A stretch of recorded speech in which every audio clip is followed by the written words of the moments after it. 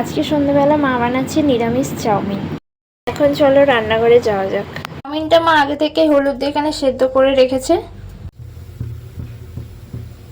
লঙ্কাটা আমি কেটে নিলাম, লঙ্কাটা তেলের মধ্যে দিয়ে দিলাম। এমন ছেটকালো যে আমার হাতে লেগে গেল।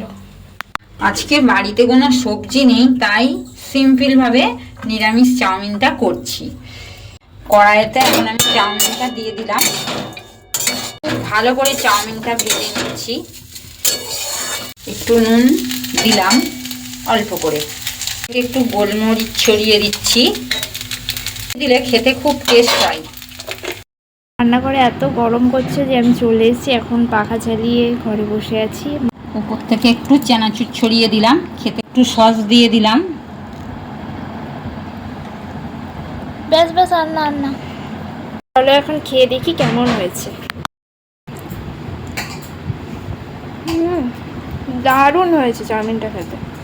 চলো এখন খেয়ে নিই, টাটা।